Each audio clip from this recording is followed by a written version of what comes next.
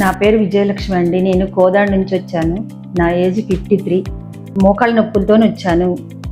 నేను wait 100 kgs ఉండి భయపడిన అఖిల్ డాక్టర్ గారు నీకేం లేదమ్మా, వెయిట్కి దీనికి సంబంధం లేదన్నాడు. అంతా మంచిగానే చేశారు, ఆపరేషన్ మంచిగానే చేశాడు. రెండో రోజే ఫిజియోథెరపీ చేయించి నడిపించారు.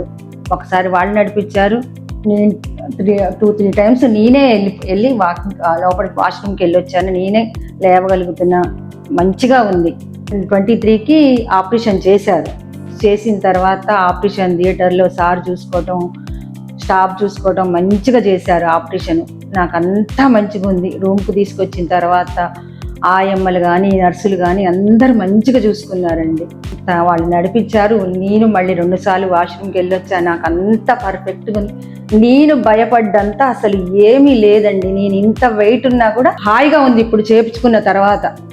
నేను ఫిజియోథెరపీ అయినా ఏదైనా మంచిగా ఉంది. ఇప్పుడు వచ్చి చేసిన డాక్టర్లు కూడా ఇప్పుడు కాలు కూడా నేను మంచిగా లేపగలుగుతున్నాను 2 daysలోనే.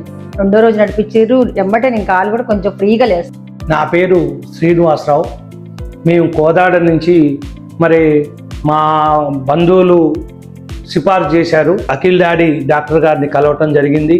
వారు మా మిస్సెస్కి 100 kg బరువు ఉన్నా కూడా చాలా చక్కగా ధైర్యం చెప్పారు.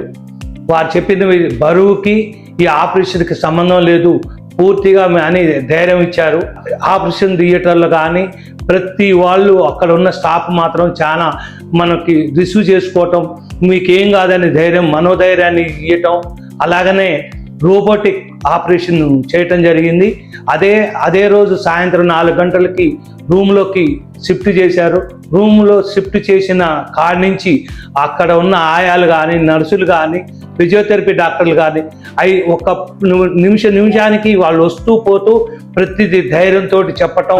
ఆ తర్వాత ఈరోజు మన తెల్లారి మా మిస్సెస్ని వాళ్ళు ఉదయం పూట వచ్చేసి వెంబటే ఫిజియోథెరపీ డాక్టర్ గారు వచ్చేసి నడిపించడం జరిగింది. కొన్ని ఎక్సర్సైజులు చెప్పారు.